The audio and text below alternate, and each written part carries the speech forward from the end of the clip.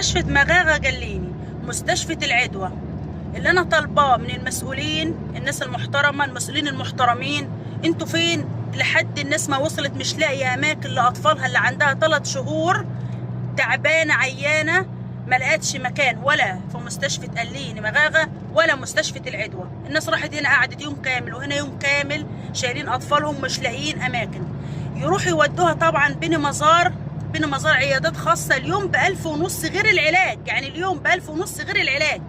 سؤال بس انا عايز اسال سؤال، الناس دي تعمل ايه؟ طب الراجل الارزق على الله يجيب منين 1500 في اليوم غير العلاج؟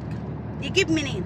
اللي انا طالبه من المسؤولين انهم يشوفوا الموضوع ده. اهم حاجه صحه البني ادمين، اهم حاجه صحه الناس مش عايزه ولا طرق ولا عايزه كبر، الناس عايزه صحتها، عايزه تشوف عيالها لما يتعبوا لا قدر الله يروحوا المستشفى يلاقوا اماكن، يلاقوا اكسجين. ازاي الارزق يعمل ايه يا جماعه؟ يجيب منين 1500 في اليوم غير العلاج؟ ارجو من المسؤولين يهتموا بالحته دي شويه، الله يرضى عنكم. مستشفى جليني مغاغه ومستشفى العدوى، ارجوكم الله يصلح حالكم. المسؤولين، الناس النواب القدام والجداد، فين انتوا؟ احنا عايزين نشوف اهم حاجه صحه الناس.